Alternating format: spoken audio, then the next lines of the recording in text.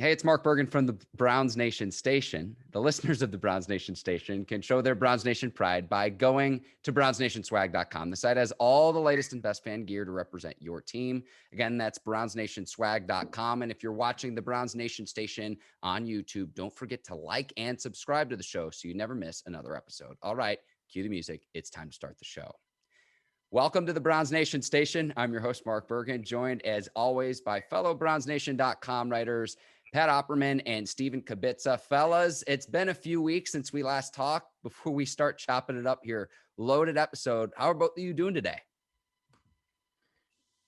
Doing good. Happy to talk about the Browns in June. There was just a celebrity softball game recently, and it seems like the season's already underway based on the fan reaction to everything going on. Yeah, same here. I'm actually excited to watch what comes out of minicamp. We have the mandatory minicamp this week, and I can't remember ever really caring about it as much as I did this year. So we'll see what happens. Exciting times in Cleveland. On today's episode of the Browns Nation Station, we're going to break down some of the position battles we'll see starting in minicamp, OTAs, training camp still several weeks away. We're going to talk contract extensions. We're talking the likes of Nick Chubb, Baker Mayfield, Denzel, Ward and company. But that's where we're going to start, Pat, is OTAs. And that's something that I know you wanted to talk about, the difference between working out in Texas with Baker Mayfield and company and Berea at the Browns facility. What gives? I'm going to give you the floor. What do you think about all of this? Just because this offseason isn't quite like what we've seen in past offseasons, still dealing with some of the impacts of the COVID-19 pandemic. I think the biggest potential issue is that, they're looking at it last year. Okay, we had no OTAs because of the virus. And J.C. Treader and the NFLPA and all the other guys are talking about, there was fewer injuries and really the play didn't suffer at all. It was actually a very exciting NFL season. And that's great. But this year, some teams showed up and some teams didn't at the OTAs. And the ones who didn't are working out outside. And, it's quick to say, well, what's the difference between Baker Mayfield taking the offense down to Texas versus coming up to Berea and throwing the ball around in front of the coaches? And there's a couple of differences, one of which is the way it's structured. Okay. Apparently in OTAs, there was some hitting and that's, with the concussion issues and injury issues, that's part of it. Full speed versus we can take a break when we want to, as opposed to, when the coaches feel we should. My biggest issue with it is the trainers, that the trainers aren't there. So these guys are down in Texas, it's super hot. They're doing, forget about the jumping off the boats in between and all the other stuff that was going on, the fun stuff. But even on the field, you got guys like Odell Beckham coming back from a serious knee injury. You really don't want to see somebody get hurt away from camp, especially after the Denver fiasco. Now, 2 players now have been cut, injured. They're not going to get paid, or they're trying not to pay them anyway. We'll see what happens because it wasn't the team sanctioned event. So you raise all those legal issues, and I don't really care about the legal. The teams can afford it. The players can mostly afford it. But it's just the bad will, just to kind of not together. It's not a team thing. And, they also have Florida. When they go to Florida, that's at a performance camp. It's actually a structured facility where they work with people and are trainers there. It's not the Browns trainers. And that's where Landry was working out with Gregory Schwartz earlier. And, it's just 3 different things. And I'm not sure what the point is of if you're going to get together, even if, we'll see what the outcomes are this year. It's going to be very interesting at the end of the year to see the teams that showed up for all the OTAs. Some teams have like 100% participation in the non-mandatory camps. Other teams have virtually, half maybe. And we'll see the difference at the end of the year, which teams look better if they take longer to get into the year during the season, or if they, who makes the playoffs, who doesn't make the playoffs, who, runs out of gas halfway through the year, whatever happens. I think it's going to open a lot of narrative that people are going to be looking at as the year goes on. Yeah, I'm kind of torn on this because on one hand, I say, well, this is not something new. NFL players not all showing up to the non-mandatory camps is not something that's unique to this year's Browns. But then on the same side, I go, well, if other teams, everyone's showing up and, it's a job, I don't know. And I hate to be like this with professional sports where I'm like, oh, well, what other job can you do this? Because it's totally different and unique. But it just seems like you guys can't just fly up for a week or like a 3-day camp or something like that. It seems silly to me.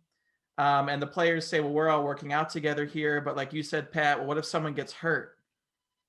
What, like, they're not going to get paid. And they know that. So especially with OBJ coming off his injury. And I mean, I don't understand why they can't just come up to Berea. And they were already up here in Eastlake, Ohio for Jarvis Landry's softball game, which they do every year now, a charity event. So it's not hard for these guys to fly back and forth, but I'm not panicking about it like some Browns fans are, I think. I would just like to hear like a reasonable explanation of why they can't just come up. And Kevin Stefanski's so level, he never really goes deep on it, but I feel like he has to be like, come on, like just show up. Let me hop in here because I've seen JC Treader speak on this, just given his position with the NFLPA. And he went on Rich Eisen's show and talked very eloquently about how there aren't the same protocols in place this offseason as there were during the 2020 season. So has this relates to the pandemic in the sense that the lockdowns were much more strict in 2020 because we didn't have vaccines at this point. But because the mini camps are only like 3 days at a time, there's really nothing a team can do that would prevent someone to go travel wherever they please, given that it's the off season.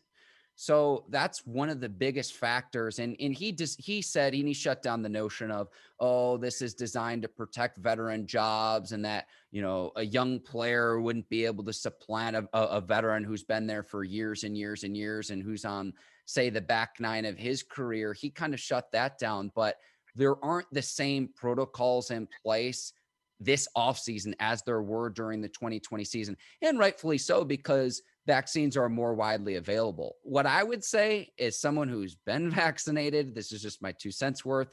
It's anyone's individual decision whether or not they want to. But I'm going to point to what happened to Myles Garrett in the 2020 season of, you talk about one of the fittest, most athletic, most freak of nature specimens we've seen in the NFL. The level Garrett was playing at in the first half of the year, a candidate for Defensive Player of the Year. And then in the back half of the season, after he missed 2 games because he got coronavirus, he was not the same player in 2020. If there was any reason I would give any of the players to get the vaccine, Myles Garrett would be example number 1 that I would point to. Well, Myles Garrett probably wouldn't be my first example, believe it or not, because right away the players are going to say, well, he had asthma. Okay, he has asthma, and that's the only reason why he had a problem with COVID. And, there's teams that are bringing in these like infectious disease scientists and vaccine specialists and stuff like that. Screw that, okay? These guys are kids. They're overgrown kids playing a game and making a lot of money.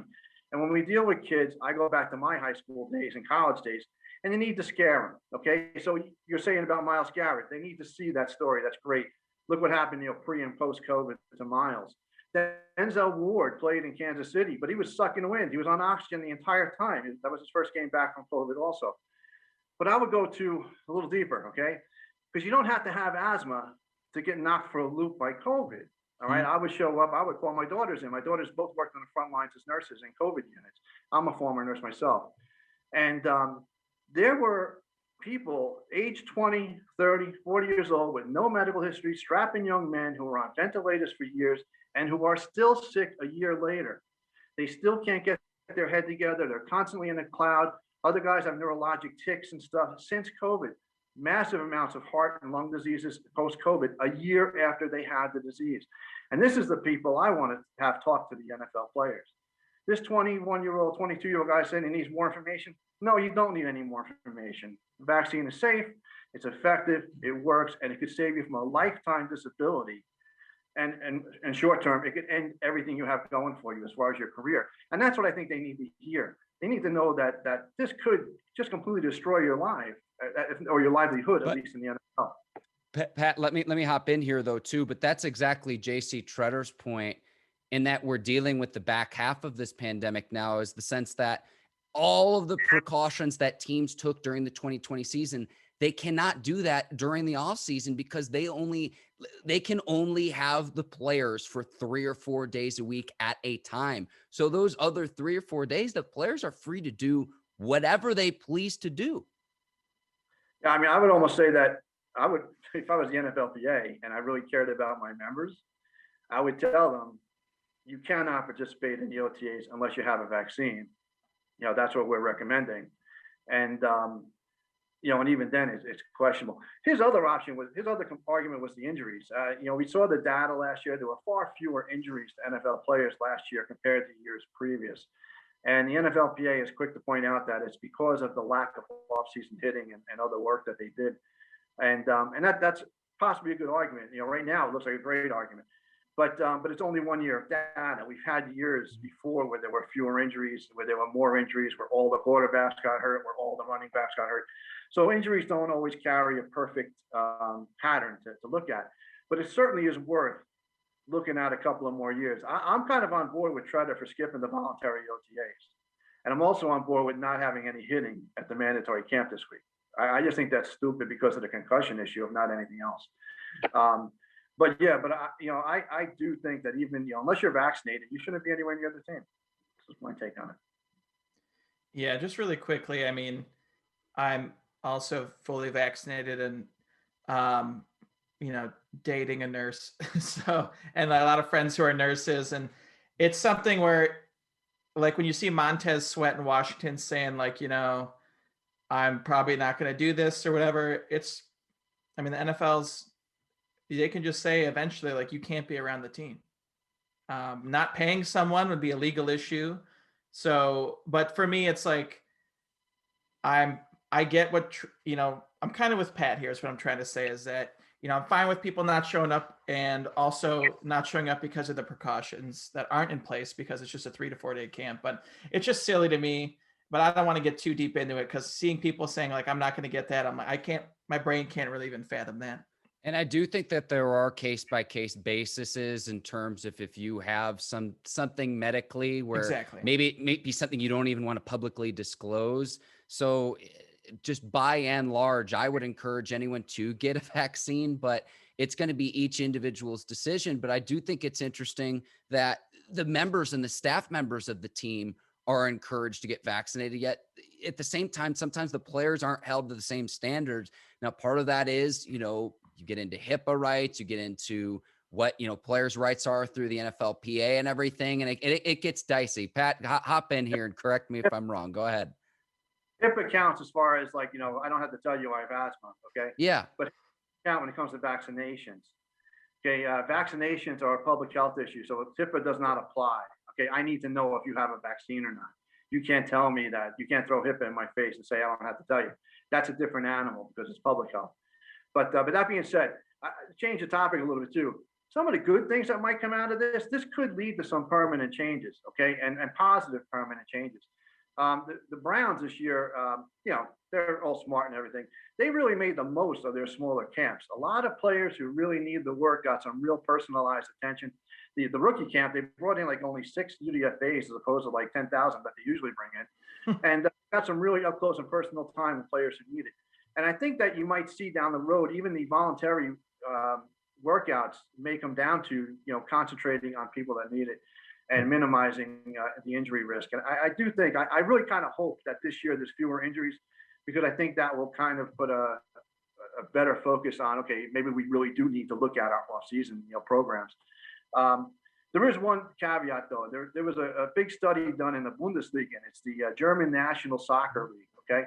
And their injuries went down as well. And but one of the things that came out of it was they analyzed play-by-play, something like 40 games with a crowd and 40 games without a crowd, without an audience. Okay. And what they found was the players were way more likely to stretch their play and take a hard shot or run a little faster than in front of a crowd than they were when they were in an empty stadium. It became more of a team game. Not, the competition was good, but it wasn't as flashy, okay, in their league. And I'm wondering if that translated into the NFL. With no crowd there, does a player run out of bounds as opposed to trying to run through somebody? Does he, maybe not jump as high? Maybe he doesn't take, maybe he doesn't jump at all. Maybe lets the pass go over his head instead of making the jump that could end up with a torn ACL. So I am interested to see what happens when the crowds come back. I think that could have been a slight factor also in the injury situation. To put a bow on this, and we're going to get into some of the position breakdowns a little bit later in today's show, but Grant Delpit's season-ending Achilles injury from a season ago happened in August of 2020. So almost 2 months from today, that season-ending injury happened, and it happened before the start of the season. We will move on. Several Browns players are up for contract extensions. Nick Chubb entering a contract season, and I want to start with him. There's several other players we'll get to in terms of Wyatt Teller, Denzel Ward, Baker Mayfield, but I want to start with Chubb because he is so beloved among fans in Cleveland, but I am skeptical because anything approaching north of $10 million, what we've seen time and time and time again, that a large contract extension for a running back is not worth it. And hopefully if the Browns do extend Chubb, he can be the exception, not the rule. I look at Derrick Henry's contract at $12.5 million, and that's kind of $12.5 million a year. That's kind of where I start and kind of put the barometer at Chubb. But what do you two think about this, just because Chubb is so beloved among Browns fans? Yeah, I can start. I could get going on this. I look at this argument as, is any star player, if you're not leading your team to a Super Bowl, are you worth the money? So easy example off the top of my head is Aaron Rodgers. They're getting, forget about all the off-field distractions right now, but just for example of, if someone's getting $35 to $40 million as a quarterback and they're not winning the Super Bowl, is that worth it? So I don't really look like, is Chubb worth 12 to $14 million or 10 to $14 million annually, whatever. It's more so, can the Browns do it? That's my main concern. And I think they can, but I am a little different here, Mark, because I've always been like this. I don't look at it and say, oh my God, they overpaid this guy. Like, I'm upset about it because it's not my money. I just want them to be able to kind of finagle the salary cap to make it work. And I know in our show notes, there's kind of a question there, what's more important, years or salary? And I think really for any running back, it's going to just be the guaranteed money. So maybe the Browns try to do something where he gets a little less in the contract, but it's mostly guaranteed. That might be something that might be able to swing it and make it work. So my focus here is making it work more so than me being really worried about the exact dollar amount, but I'm also not in the Browns front office. So I have that luxury of not worrying about the money. It's not my money. But Pat, I'm curious what you think, because I'm looking at it like maybe they just give him which most NFL front offices probably would not do, and just give him a mostly guaranteed contract. Yeah, I was probably the one that wrote down about years are more important than the actual cash. They can make the cash work. There's so many ways to get creative. Even if you threw 20 million, they could make it look like 8 on the salary cap. Just the options there are just phenomenal. The problem though is that we tend to look at other running backs to compare him to. Henry and I think Jones got the 2 most recent contracts in that $12 to $13 million per year range. And I'm sure there's a lot of Browns fans who would be screaming, well, he deserves to make more than those guys because he's a Cleveland Brown. And part of the problem with Browns fans, I hate to say it, I love you guys, but we've been so bad for so long. It's been so good since we had a guy we really want to stay with the Browns for a long time that we tend to overreact to what they should get, and I think shorter contracts is not just a Nick Chubb thing or a running back thing. The players are starting to see that a 3-year contract at Chubb's age can result in another 3-year contract down the road at a much higher average salary, at a much higher going rate, I should say.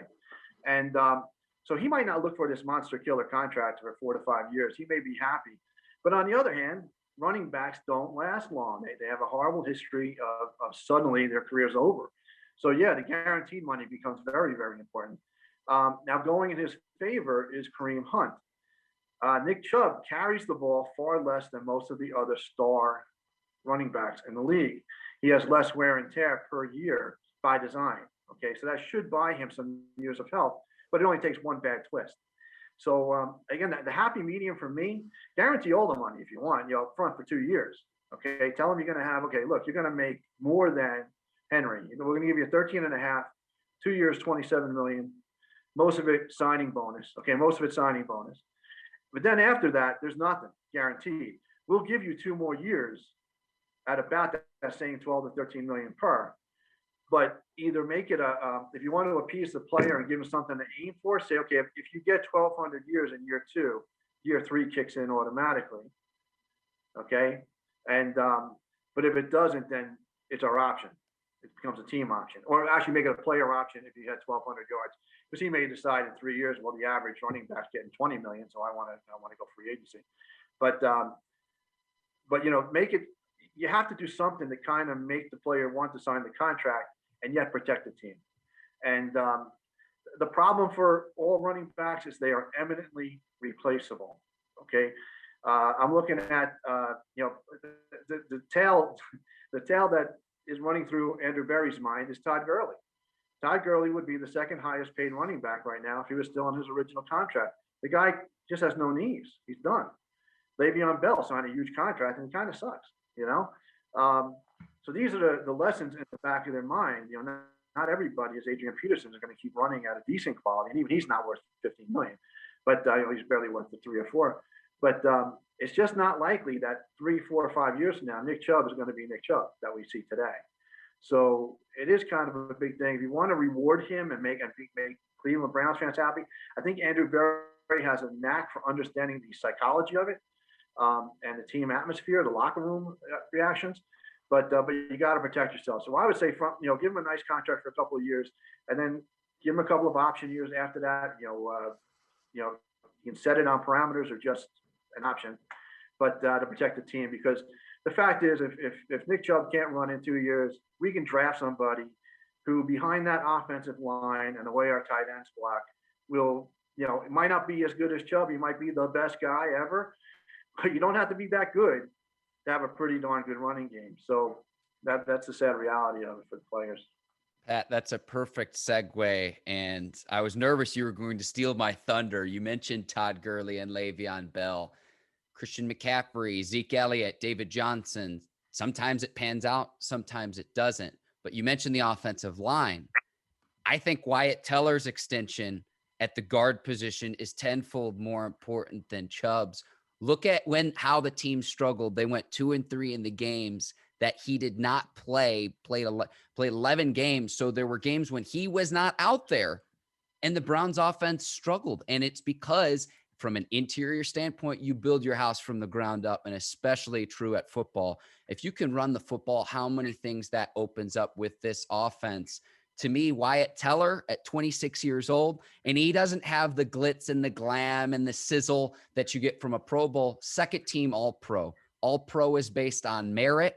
Pro Bowl is based on fan appreciation and fan love. And so to me, the Wyatt Teller contract extension is much more important than Nick Chubb's. That might not be a popular opinion among Browns fans, but I'm going to be completely honest. That's just my opinion on that matter. Because when Wyatt Teller was out there for the Browns, and if you look at some of the key plays that the Browns made running the football in the 2020 season, time and time and time again, it's Wyatt Teller at the line of scrimmage, absolutely dominating his opponents. And so I think one of you put in the show notes the batting order for contract extensions for Nick Chubb, Wyatt Teller, Denzel Ward, and Baker Mayfield. I've got Teller at number 1. I would put Mayfield at number 2, probably Ward at 3, and Chubb at 4. We can get into how you guys would do that if I gave you the keys to the Cadillac, if you're Andrew Berry and company in the front office. I start with Wyatt Teller at the line of scrimmage. That's what I think. What do you guys think? I'd probably put, well, this is tricky for me. I'd probably put Baker at the top of that, honestly, just because more so the batting order in the sense of, like, we got to get this figured out. It can't be a looming distraction over the team. I mean, I'm sure Andrew Berry has his current offer in place. If we had to do this right now, what would we offer Baker? And just cementing that. And it goes, like you mentioned earlier, Andrew Berry seems to have a good sense of like locker room and team atmosphere and everything. And just getting the quarterback question out of the way for the first time since the team came back, 20 some years ago. It's just, and this, like, a lot of fans aren't going to like this, but Baker might be overpaid, but what does that mean anymore with quarterbacks? I mean, Jared Goff got how much money? But, Baker might be overpaid, but they're just going to do it and say, we're paying the quarterback. We have this guy 4 to 5 years or whatever. Like, it's happening. This is what good teams do. And if it doesn't work out, we can start over again, but we're not starting over at quarterback next year or the year after that. So that's why to me that, Baker's not the best in the league. He's not the worst in the league. And just saying like, oh, we're going to see how he does, this year is going to decide if we're going to give him $130, $140 million. I think they're just going to say it's happening unless he comes out and looks like Nathan Peterman this year or something, like something ridiculous. And then after that, I go Wyatt Teller. I'm a little nervous with Teller just because of his total lack of NFL experience, but I don't think that you can discount all the analytics behind him last year. You can't just randomly be great at the guard position in the NFL. He has the technique down. He did all of this during the, bizarre COVID year with limited practices, limited everything, coaching staff missing time because of COVID. So he's clearly not a bust. I think the Bills made a mistake letting him go because he would be a huge piece there. I'm putting Nick Chubb next because we already talked about running backs. I'm putting Denzel Ward dead last. I'm not trying to hate on Denzel Ward, but I just really do not. Him and Greedy Williams to me, not that he's on this list, but him and Greedy Williams to me just are too big of question marks with their very specific injuries. Ward has concussion issues. I mean, I don't think corners like that are replaceable, but I do think they're almost like running backs where once you get to the second contract, these younger receivers that are coming up in the league are just that much quicker. And you kind of see these downfalls happen all the time with corners. So that's also going to depend on how Greg Newsome looks and how all these young defensive pieces look. But I mean, you hate to see it. You see a really top corner, they just start throwing him in the zones and you go, oh no, like we've lost him and he's making how much money. So yeah. So to sum it up, I have Baker, Wyatt Teller, Nick Chubb, and a distant Denzel Ward at fourth. Well, I take Baker Mayfield out of the mix because he's going to get done. I don't think he'll be a distraction here because I think Baker Mayfield is completely on board with waiting a year. He knows as well as anybody. First of all, nobody between him, Josh Allen, and Lamar Jackson, nobody wants to be first. That's the worst. Okay. Yep. The second and third guys, part of their demand is going to be, I want to get at least $1 more than that guy. And Baker knows that, you can argue skills. Okay, Lamar Jackson, he runs, with this great stuff and he throws well enough. I think Baltimore finally decided we're going to show him how he can throw by getting him some actual receivers this year. And Josh Allen, doing all that stuff, that's great. But if Baker wins a Super Bowl, he's going to out earn most of them. Okay, so I think he's willing to wait a year, see what happens. He knows he has to put back-to-back good seasons behind him if he expects to get the same kind of money as the other two guys. And what's the risk? He knows the injury risk, but even if he gets hurt, he has a franchise tag. He has a guaranteed fifth year there. And he has a franchise tag beyond that if the Browns aren't completely sold on his long-term, health. So Baker, I kind of put on the table by itself. Okay, Denzel Ward. I'm sorry, Steven. Denzel Ward is the most important free agent signing after that. You just don't find lockdown corners, and in Bill Wood's defense, a lockdown corner is key because other 9 guys. If you have 2 lockdown, 9 guys, you can just do work. Now, granted, if Greedy Williams and Greg Newsome become lockdown corners, Denzel may end up not being a Cleveland Brown because he's going to want more than $21 million a year, which is the rate of Jalen Ramsey right now, the highest paid corner. Okay. That range is like 15 to 21 among the top 10 corners. And he's going to want to top that. And he made a good argument for himself by greatly improving his tackling. He had about a 15 to 20% missed tackle rate the first 2 seasons.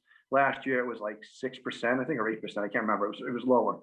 And his support of the run. He's becoming a more well-rounded corner. He's still one of the top man-to-man guys, but he improved his zone coverage and he greatly improved his run support. So I think he's making an argument to become one of the highest paid. That may make him an ex-Brown, but if we can get him back, that would be the most important or most worthwhile of the three remaining guys. Who were the other two? It was Teller and Chubb. Yeah, who's the other one? Baker. Okay, Chubb is somebody everybody wants to see back. He's such a nice guy. He's a perfect running back, great compliment, quiet leader, just gets it done, and he will continue to get it done as long as he has two legs under him, I think. So that's really nice. That's psychologically in the locker room, that's great. As far as Wyatt Teller goes, I'm trading him in the preseason this year. He's gone. What? Where did he get drafted? It wasn't he wasn't a first rounder or even a fourth, second fifth. He's a fifth round pick. So you're telling me that 32 teams missed how great he could become 5 times. Then the Bills didn't take his fifth. So hang on, Pat. If you're trading him, If you're trading him, they didn't like what he said. Pat, if you're trading Wyatt Teller, who's starting for your second team All-Pro guard from a year ago? I'm getting to that. I'm not anxious to trade him, but what I'm saying, he's going to command an awful lot of money also. Okay. Now, at this time last year, we had a Bills reject who was a 5th round draft pick 4 years ago, and comes over here and maybe had a little bit of an edge on his shoulder. That's great. He also had the only guy in that locker room who's worth $15 or $16 million a year is Callahan, the coach. Okay. You took this guy, you took Teller, and he was great. I mean, I love watching him run block that second level down the field. That's what gets me excited. But I put a lot of faith in the breakdown of the skills. He's not that great a pass blocker. He's a little bit above average by PFF standards and by another group that I saw. He's okay, but he operates next to 2 Pro Bowl players, a Pro Bowl center and a Pro Bowl right tackle. And I think that plays a big part in the fact that he didn't give up too many sacks. I think the key this year, I mean, I wouldn't trade him now, but I think that you have Drew Forbes, you have coming back. He was supposed to be in the competition last year for the starting right guard, okay, with nobody expected Teller to do what he did. And you got, who you got? Hans, you got Dunn. You got a few pieces in there that are highly regarded. You could cover the right guard in a pinch. So I don't think you want to go to the end of the year with Teller and then try to re-sign him, because I think, given, he's only been here a couple of years, and I think he'll test the market, and I think he'll get a lot of money. And but I think you ask Bill Callahan, look, do we have another guy that can step in and do as well or almost as well? Maybe not run blocking, like the monster he was. I mean, he had a real chip in it. I love watching him play. But if he has somebody who can protect Baker, that's the key. And Chubb can run behind pretty much any offensive line. He's got, and Kareem Hunt too. They have the most yards, second most yards after contact. I think that if the Browns, can get the right package for him, and somebody else gets an injury maybe in training camp and really needs an All-Pro guard in there, I think this would be one of those trades like, the big name you don't expect at the last minute that goes away. I would not be. I'd be shocked. But I would not be totally like, oh my God, the Browns, what are you thinking? I wouldn't have flashbacks to 10 years ago.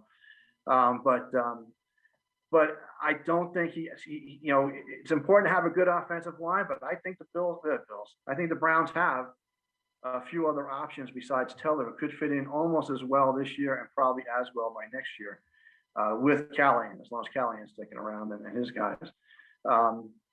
That being said, I mean, he's worth $14 to $15 million a year, probably 4 or 5 years. He's going into the prime years of his contract. But again, do you take a chance in that one big year, or do you say, okay, for 4 or 5 years, we all thought he kind of stunk? And who was right? Was this a fluke?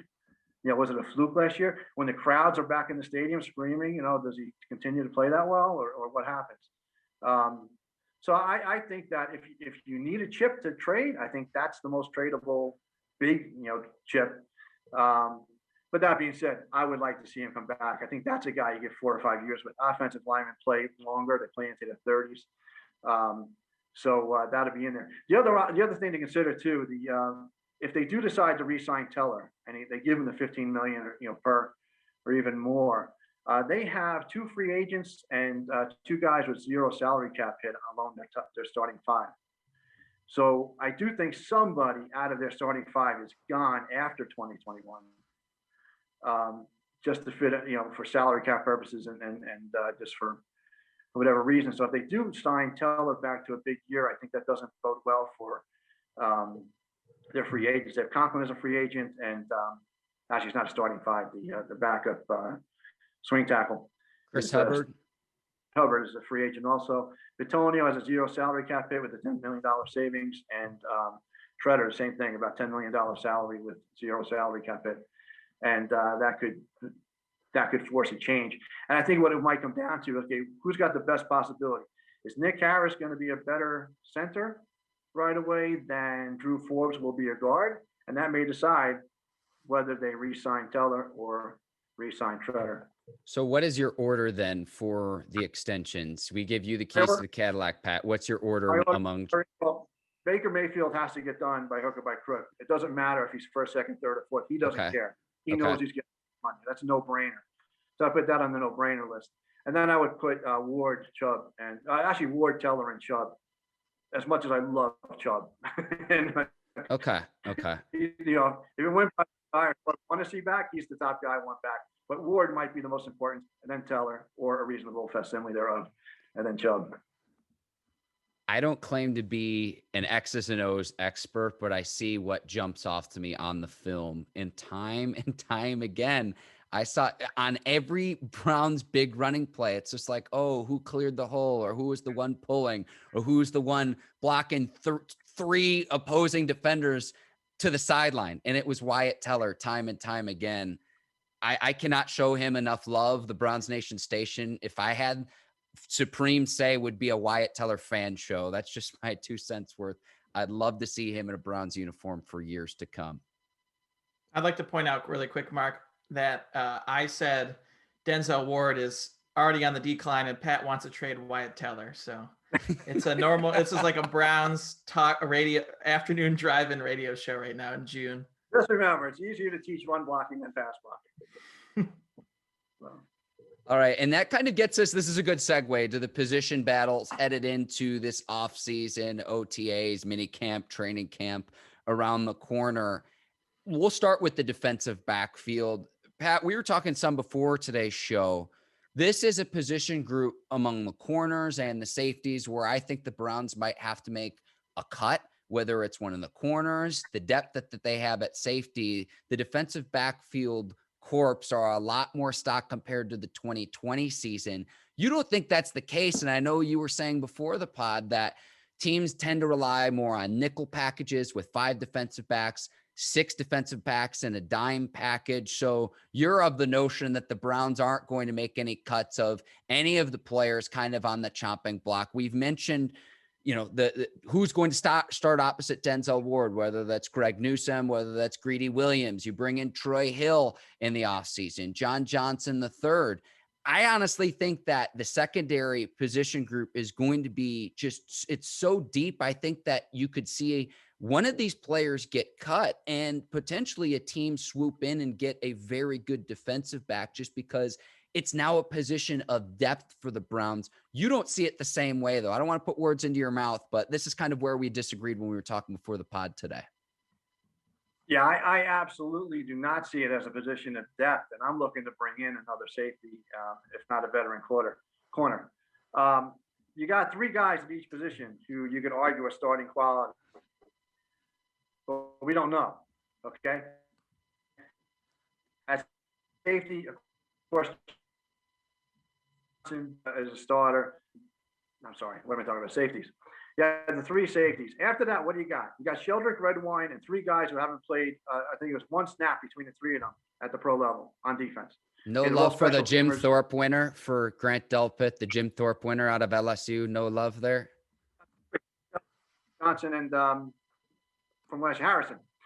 Those are your 3 safeties, right? So last year they carried how many? It was 4 safeties and 6 corners. Okay. I am of the opinion that they are going to go nickel as their base defense, joining about a dozen other teams with a nickel as their base defense. 2 linebackers, the 4 linemen, 5 defensive backs. But we're not sure of it, whether that means a third safety or a third corner. Will it be Troy Hill in the slot, or will it be Grant Delpit playing in front of the other 2 safeties? Either way, there's going to be times when you have corners and 3 safeties on the field. Newsome, Greedy Williams, and Troy Hill, I'm sorry. And then you got Delpit, Harrison, and the other guy. After that, you got Sheldrick Redwine and a bunch of guys that have been kind of hanging on for the last couple of years. You have a lot of young guys, but none of them has really stepped up yet to say, well, if one guy goes down, we're not going to lose anything. Redwine even took a little bit of a step back last year trying to learn the new system. And that's why I'm thinking you might need another veteran to get in there. I don't see any major names getting cut. I mean, I don't know who you think is going to be getting cut that's going to be jumping off the field to get picked up by another team in the defensive backfield. I think they're going to go 5-5 possibly, if they don't go 6-4 again. And I think that's going to leave room for a couple of rookies. I think that AJ Green has a good shot. He didn't play much last year at all, just because of injuries, really, at all. And but he was the UDFA last year that we signed and gave a roster bonus to hang around. So we thought so highly of him. So he'll hang on as one of the defensive backs. And then you got like Moffitt or any number of other guys. But yeah, I don't think it's that. I think our starters are great. I think our third guy is great on both corner and safety. But once you get past that third guy on either, we are in the same position we were in last year. We lost Greedy Williams and Grant Delpit, and suddenly we're scrambling to cover locations. And I think we're in the exact same spot this year. If say Johnson goes down and Greedy doesn't come back, or Grant Delpit loses a step, with his injury, we're not as strong as we look on paper right now. I mean, I'm hoping for full health and that those 6 guys will be on the field 80% of the time and we'll be fine. But if one of those 6 gets hurt, I'm not completely comfortable saying that the Browns don't need to get another person in there. Denzel Ward was a first-round pick. Greg Newsome was a first-round pick. And Greedy Williams was, a second-round pick? Like, if you don't have what you need at the cornerback position, not to mention you bring in Troy Hill, who's likely to play in the nickel. JOK or Wu could also play in the nickel, depending on who you're going up against. You're talking about high draft picks allocated to the secondary position, Pat. So that's where I push back, where you say, bring in a veteran player. You've already allocated so much draft capital to that position group. Well, yeah, then that's cheap. So bring in a veteran to teach them. I mean, these guys look great in college. That does not necessarily transfer into the NFL. And I'm worried about injuries. I mean, if one guy gets hurt, who's stepping up? You got a bunch of guys who've played a handful of professional snaps. You don't have so I'm just saying, I'm not saying go out and spend $20 million on the guy, but get somebody with a little bit of, more experience out there. And maybe I'm putting more faith into John Johnson on the back end, someone who handled the communications for a Rams defense that was tops in the league a season ago, position I'd imagine he'll carry for this defensive unit with Joe Woods. Steven, hop in. What do you think about all this? I'm kind of with Pat. Just, the injuries scare me a ton. And my fear is that, and I don't think Andrew Berry would do this, but my fear with the Browns, which I've seen too many times, is to get all these young prospects in, all coming, or not all, but a lot of them coming off injuries. Greg Newsome has his own injury problems too, we can't forget about.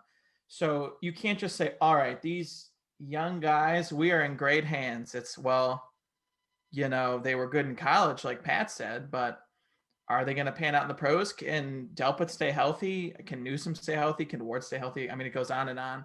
Greedy Williams has very concerning soft tissue injuries, and those injuries linger with professional athletes. So I'm all about depth at corner and safety, specifically corner. You can always keep a bunch of young guys. If you want to bring in another veteran, you put the young guys on special teams. I think corner, to me, is the position you want to have the most depth of any roster. The Browns did it when they were rebuilding, but I don't know, Mark. I fear that we're going to deal with like what we dealt with last year, where everything's set, injuries hit, and then maybe we missed out on some guys we could have brought in, like Pat was saying. But a veteran's not going to want to come in to say, hey, you're going to ride the bench while like you picked Greg Ward in the first round. I'd imagine he is going to play. I think Greedy Williams will get a chance to, again, who's going to start opposite Denzel Ward. But to bring in a veteran player, again, when you've allocated the draft capital, like front offices don't want to be and say, oh, yeah, we were wrong. We messed up. We didn't make the right pick. They're not going to bring in a veteran player to add that depth that you're looking for. So whether you want that or not, and I understand the league is moving more towards it's a pass happy league at this point. I'm totally with you there in terms of defensive fronts and favoring a nickel package and a dime package. But a front office isn't going to want to acknowledge a mistake that it already made not all that long ago, because between Ward, Newsome, and Greedy Williams, those are all recent draft picks as well. It's not like they've been in the league for years and years and years to this point. All three of those guys are still young players. But I don't think bringing a veteran defensive back in on a 1-year deal during this kind of unique salary cap year, I don't think that's something that an agent would tell a player not to take. A free agent player, what value would they be able to improve unless there is an injury, which there's not at this point? Why would a free agent player want to come in when there's already that much competition at the position group? There's limited opportunity to be able to showcase your ability to get that larger contract in subsequent seasons. They would want to come in on a minimal contract because it's late August and they don't have a job. So who are we talking? Are you guys talking about, who are you talking about? If you're talking about like just anybody with experience, doesn't have to be a name. I'm not talking about trading for Gilmore or anything like that. I'm talking about just somebody with a few years under his belt, maybe even 10 years that's slow under his belt, but somebody who can, just provide a temporary fix to an injury. What's the bigger mistake? Is the bigger mistake to say that we guessed wrong? I mean, we're not telling these guys to come in with a chance of starting. We're going to let the young guys play as much as they can. But what would be the bigger mistake? I think the bigger mistake would be not having an adequate backup when you're, one game behind or one game ahead of Baltimore, and suddenly finding yourself with a second-year player who's never been on the field in a real game, trying to cover your corner, trying to cover their star receiver. I mean, that would be the bigger mistake. So I think that they have to get a little bit more depth. They may be happy with the guys. They have a bunch of guys, young guys who they've kept around for a couple of years. I'm not going to sit here and say I'm savvy enough to say they can or can't. It's too early to say. So they may be happy with the Moffitts of the world and the other guys that are out there as backups. But me looking at it, I'm just thinking to myself, okay, Delpit has a setback.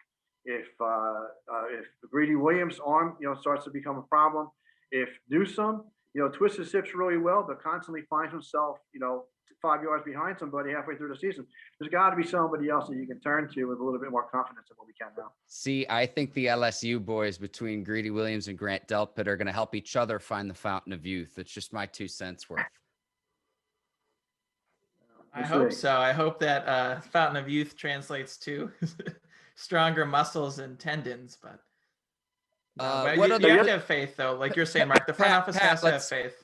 Pat, I know you wanted to talk about the defensive line, and I think this is where, from the defensive line standpoint, again, my notion is you build your house from the ground up. If we could have a race to the quarterback between Clowney, between Myles Garrett, Takk McKinley when he gets on the field. Remember, Clowney and Takk McKinley are on 1-year prove-it deals. That's going to make the back end's job tenfold easier, whereas last year you could load up on Myles Garrett. I know he takes his lumps. What's my guy who's still a free agent they got from the Browns, the defensive end opposite Garrett a year ago? Vernon. Yes, I know he took his lumps, but he made some plays from time to time. I think this year, and you bring in Malik Jackson, you get Andrew Billings back, who opted out of the 2020 season because of COVID. I think this defensive line, if it can improve on a season ago, that makes the secondary's job so much easier.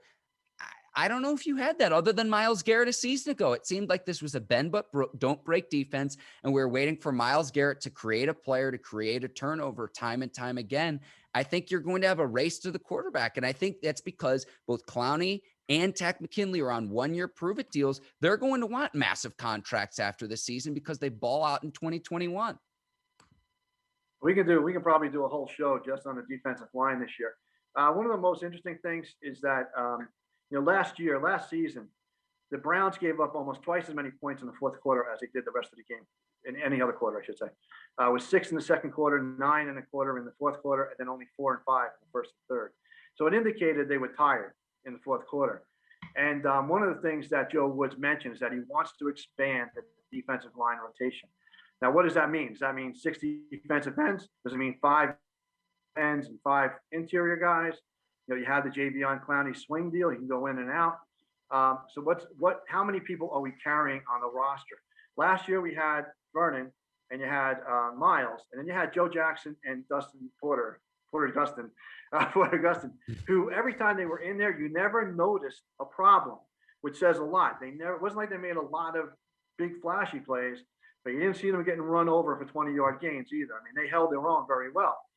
Well, one of them, if you throw in Takk McKinley and Jadeveon Clowney, and you don't add a fifth guy, one of those two guys is out, right? You also have on the defensive ends, you got some interesting challengers coming in here too. You know, you got Curtis Weaver coming back. He spent the entire offseason rehabbing his foot. Very grateful with the Browns for paying him for that year to just rehab. But he didn't just rehab his foot. The reports are he transformed his body into an NFL body. Right? His biggest knock was that he played at a Division II school, and he had great success, but it was a Division II, you know, it was, I forget where he came from, maybe Idaho or something like that. But his competition wasn't great. But, you know, whether he would hold up. And of course, he got injured, like, his second practice in Miami. But he had never been injured before. So we expect him back. We expect him to be very good. And he is tougher. He is bigger. He is faster, you know, whatever. So he's going to be a competitor for a spot also. You got Romeo McKnight, too, that was drafted, you know, was going to try to get in there. That's going to be a great competition. You know, you don't know who's going to survive that and go in there. And then on the interior line, too, you got a whole bunch of guys in there. I am not sold. I am worried about the interior line. I am not sold on Malik Jackson nor Andrew Billings until I see it. Okay. Malik Jackson had a couple of bad years with injuries and such. Last year, he didn't play as bad as his stat line shows. I was watching some film of Philadelphia. He looked strong. He was playing hard, but he had the results, you know, were not phenomenal. It was just, you know, a typical guy did his job. He didn't have sacks.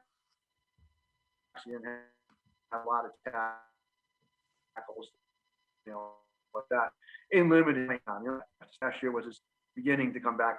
So I'm optimistic that he may come back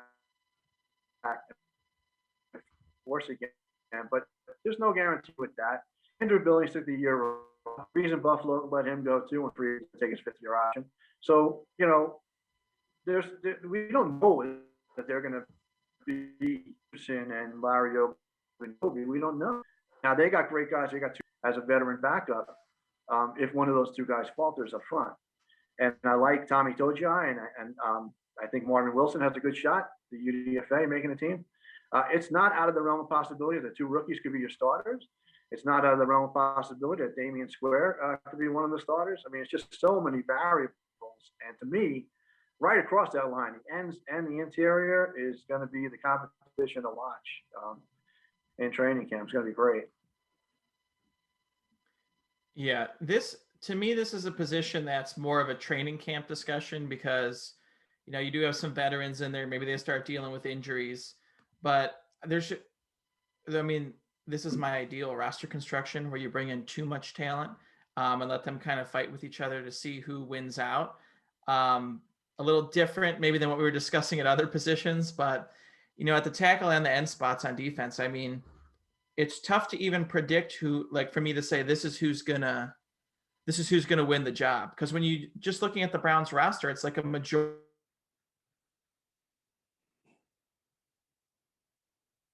Oops. I think we might have lost. Majority of the roster is. There we go. There you go. All right. The player I'm most excited about, I will say, we might be losing me.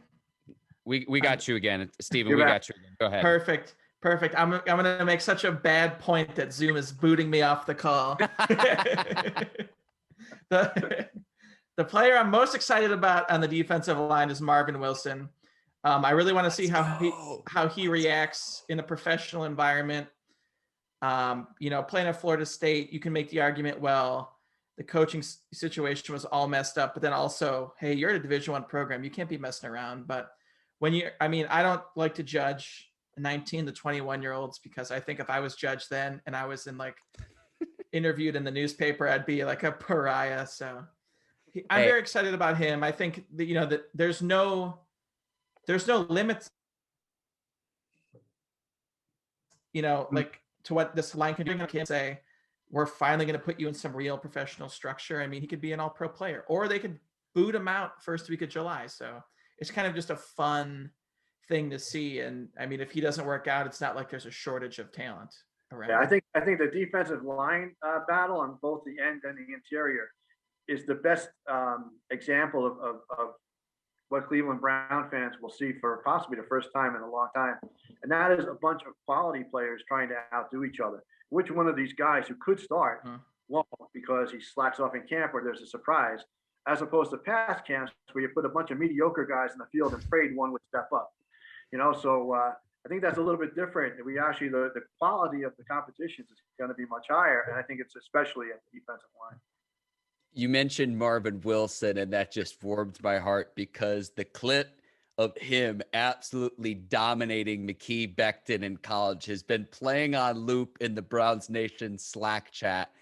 Go back and scroll up. I cannot watch that clip enough times of him absolutely dominating Mekhi Becton, a player, by the way, who was a first-round draft pick at offensive tackle for the New York Jets. So that's the kind of caliber of talent Marvin Wilson brings to the table as an undrafted player coming into the league. Again, we mentioned some of the character questions, some of the injury problems that he had, but just another player who adds depth to this Browns defensive line.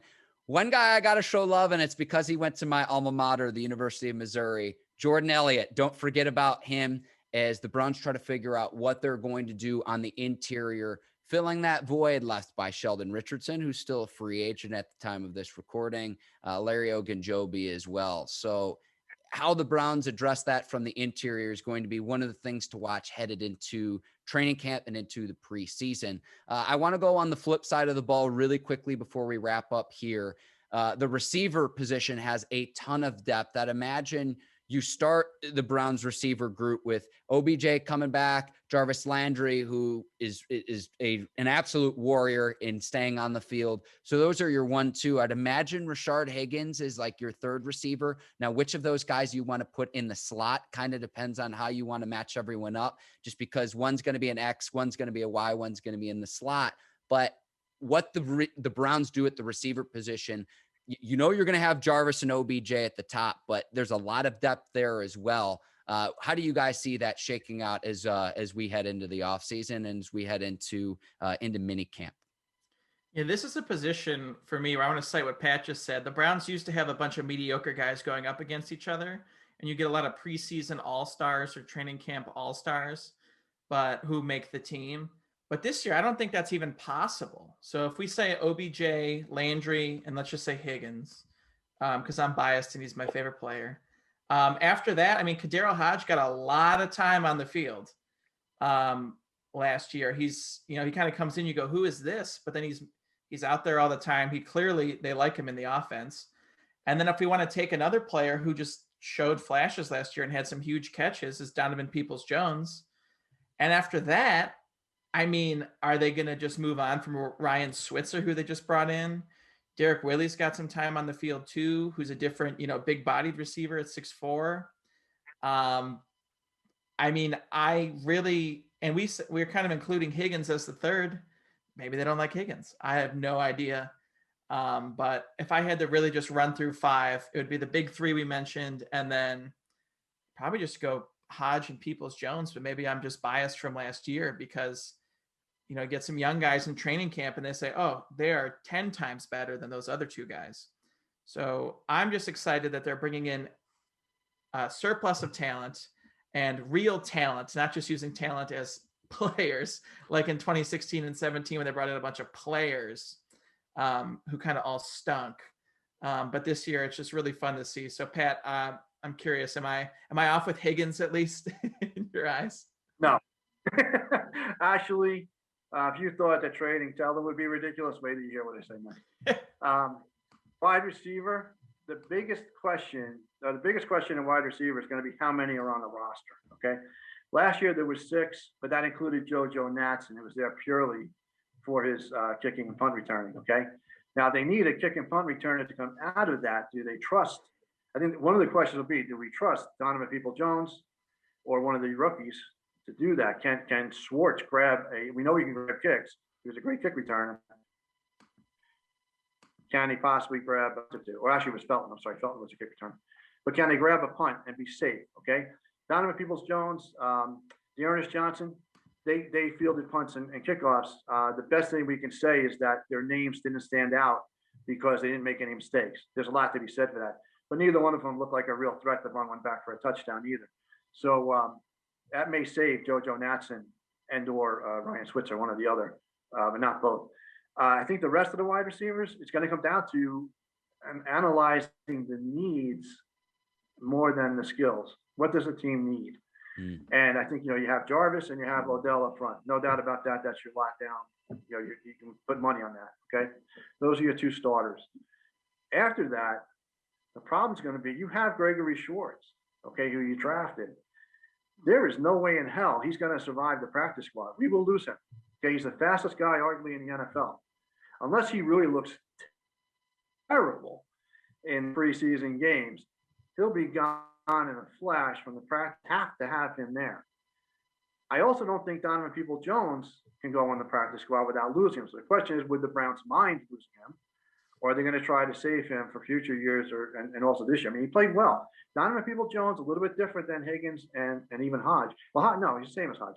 A little different than Higgins. If you have a ball up for a contested ball, I put my money on DPJ ahead of Higgins. Okay, Higgins is great at getting open. DBJ can get open, and you saw he has a little bit of speed down the sideline, but he also can jump over guys and grab the ball. So I think DBJ makes a roster because we don't want to lose him either to somebody picking him off the practice squad. So that's 4 guys right away. So if you only have 5, because and you might only have 5, not just because of the kick returner deal, but also because you want to add defensive ends and defensive linemen. Okay, wide receiver, tight end, and linebacker are your 3 biggest candidates to knock down, a position from last year. If they absolutely positively feel that none of these guys can return kicks for them, well, then JoJo Natson gets 1 spot, and at the most, at least 1 other spot open. So it comes down to Higgins and Hodge, and it's not as clear cut as you might think. I mean, the popular choice, of course, would be Higgins. Look at the connection with Baker. Look what he did last year. And I know one of our colleagues on BrownsNation.com, writing an article about predictions for Higgins, predicted that his targets would double this year because of what he did last year. And I'm going to tell you right now, he's going to be lucky to get half the targets he got last year. He's going to be cut in half because Odell Beckham's basically taking his starting job. Mm-hmm. And Gregory Schwartz is going to steal some big play. If they need a long pass down the field, they're going to put Schwartz out there ahead of Higgins. And I really think it's going to come down between Higgins and Hodge. And Higgins does not play much, if at all, on special teams, as opposed to Hodge was your leading tackler in 2019 and probably would have been your leading tackler last year if he didn't miss half the season. So I don't think they lose as much with the pass catching ability and the receiver ability with Hodge over Higgins. And they absolutely gain a lot on special teams, which is why they signed Hodge almost immediately as opposed to making Higgins wait it out. So I think if they only go with 5, Higgins could be the odd guy out if it's not DPJ, if they're not worried about losing DPJ. But it's going to come down. I really think that's a position they may bite the bullet and add a 7th as a kick returner, and then Hodge and Higgins are both on there. I think tight ends, you had 5 last year. You only really need 4, and they have a couple of practice squad guys behind them. Linebackers, I think you might only see 5 linebackers instead of 6 if they're only going to play 2 at a time. So that they may be able to afford a 6th wide receiver plus a 7th guy kicking, as a kick returner. But if not, I think it's between Higgins and Hodge, and I don't think that's as obvious a choice as you might think it is. Even though he's a fan favorite team, I love Higgins, but that may be a very difficult cut at the end of the year. Yeah, Pat, I thought you did a great job because that was going to be my question: is if you do keep more than 5 receivers, where do you make up for that discrepancy at other position groups? So I think that that's very well said in terms of how you broke that down. If you do decide to keep that receiver depth, or if you do there are other positions where you're not going to have as much depth. So we'll see how this 2021 roster shakes out compared to what we saw a season ago. And I am totally with you there. If you put some of these players on the practice squad, they're going to get scooped up by another team, just given their ability. And you talk about Anthony Schwartz out of Auburn. Look at what he could do off the football field as a track and field athlete. You're talking about world-class speed at the receiver position. And that's what he brings to the table entering his rookie season for the Browns. And I think that roster decision on wide receivers will give us a big clue as to Stefanski's plans for the year. We talked about a more explosive offense. If he holds on to that 6 wide receiver, I think, that may predict more 3 wide receiver sets and, and a more wide open attack from Baker, which would be kind of feeding into Baker's hand as he goes for a new contract. That'd be great. We're going to get into the final segment of the show where we talk about UFOs and Baker Mayfield. Just kidding. Is the offseason continues to roll along. Which Browns players do you two think need to have a great camp to make the roster? And I think the linebacker position might be where we go here. Steven, I'll start with you, then we'll go to Pat. Steven, you first. Yeah, so this was at the top of my head just because I saw a tweet from him yesterday, and it is in our show notes. But to me, it's Mac Wilson is like the top one to me, because he's kind of got a lot of like negative, comments about him, from fans. Take, whatever that's worth. But I mean, the Browns are bringing in young linebackers. Mac Wilson, I mean, he's an Alabama guy. So, I mean, right away you go, oh, perfect. Like, we're all set. But this goes back to my thing of, like, we have all these young guys, but if they're not performing so soon, is that going to, should we hold on to them? Should we bump them out? But to me, Mac Wilson's the obvious one. Another linebacker, Sione Takitaki, who might have looked a little better at times because he was playing more. But once again, if you bring in a younger linebacker, like JOK or whatever we want to give him as his nickname on the show. I mean, Woo. If you bring in someone like Woo, are we going to say, well, we can't get rid of Takitaki? But the best thing about this is these linebackers, the still young but not rookie linebackers, have the chance to prove like, hey, this young guy you brought in is good, but he still needs more time to learn behind us. And then after that, I don't want to steal Pat's thunder on another position. I'll wait. For a specific special teams position. But one player I'm very interested in, we kind of maybe passed over it, is that third running back spot, which I think could be used as a dual third running back / returner spot if they want to get creative with the roster. Because you're thinking the third back's probably not going to get that much time with Hunt and Chubb ahead of him. So I'm looking at Dearness Johnson or the rookie Felton to kind of fill that hybrid role. Dearness Johnson, we talk about running backs aging out of the league fast. He's already been in the league a few years. So if you get someone in there like Felton, who's a little quicker, a little more dynamic, maybe a quicker bolt out of the backfield as a pass catcher too. You can put him at punt returner. These are the small battles that you look at. And, if your punt returner fumbles the ball in a playoff game and that player made it over someone else, like that's a season altering decision.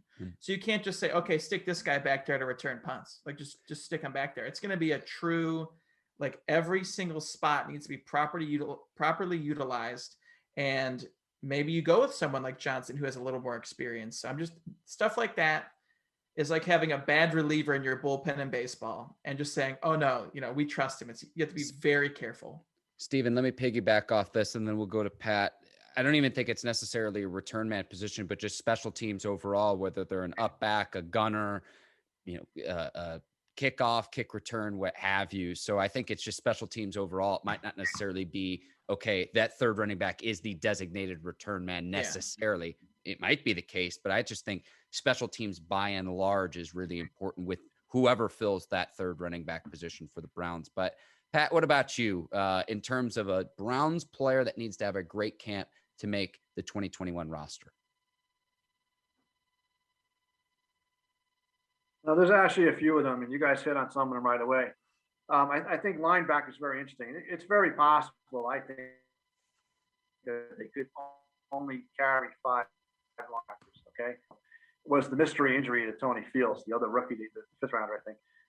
That mystery foot injury may have cost him a roster spot and also makes him more likely to survive a practice squad. So I think that may have ended his hopes for sneaking onto the roster. He was one of my double top secret possible making the roster guys, and now he's done because he walked with the path. But the rest of the guys, if you only got five, it's obviously Jeremiah Owusu-Koramoah and Anthony Walker as your two starters, I think. And I think they signed Malcolm Smith for a specific reason. He is the best coverage guy, either right before or after JOK, depending on how fast he picks things up. And Sion Takitaki last year was one of the top-rated linebackers against the run, kind of sucked against the pass. And I think Phillips has more speed than anybody else out of that original three, so that gives him an edge over Mac Wilson. Mac scored like in the 40s, both against the run and the pass last year. I think his rookie season buys him some time on the field this year, but not with the Browns. If they go with 6, he has a shot. If they go with 5, he almost has to be gone. Other than that, you guys mentioned a lot of the other guys. I think the third running back, I think that Dearness Johnson has a big challenge. My suggestion to him, if he's listening, I'm sure he's listening like all the players do. My suggestion would be learn how to catch a punt and run it back. He caught them very well. That's a plus. He's not going to cost us games, we hope. But learn some little juke moves that you can do off the punt, and maybe that'll win your spot back. But Dimitri Felton, I think, has the inside track right now because of his special teams ability or experience, I should say, in college, but also because he can swing out of the backfield. He can turn a 1 or 2 back set into a 4 wide like that. The guy runs patterns as well as any wide receiver we have, and he catches the ball as well as any wide receiver we have. Well, maybe not, but close. And but he's pretty good. And so I think that gives him the third running back edge. And you also got Trey Harbison, 2,000-yard seasons at Illinois. Kind of got penalized in the draft because he was with a small college for his COVID season. But back-to-back 1,000-yard seasons and a year to rest at a Division II school, and he'll be in there. If they decide to go with four running backs, if he can return punts and kicks, he was a coverage guy in college. And honestly, the weakest spot on special teams was not our return teams. The weakest area was coverage. So if any one of those three guys, Johnson, Felton, or Harbison, turns into another Hodge on coverage teams, another gunner, that could buy him a roster spot. So all those running backs have to come up with a big thing. But the one guy that's different that you guys didn't mention that I'll put my thing on is Sheldrick Redwine. Talking about all the safeties and defensive backs who are there. There's a lot of bodies. Okay, I'm not that terribly impressed. And normally, last year at this time, I would say Redwine was a lot because he did so good covering in an emergency as a rookie. But he took a pretty big step back last year trying to learn Joe Wood's system. So he needs to step up a little bit. Again, he was playing just like everybody. He was playing out of his comfort zone a little bit. So it may have only been that. But I think that especially if they do sign a veteran, he might not be the young guy that survives. There's so many young guys on that loop. I think he needs to show that he is able to step in and not cost us anything on defense if he's going to survive the thing.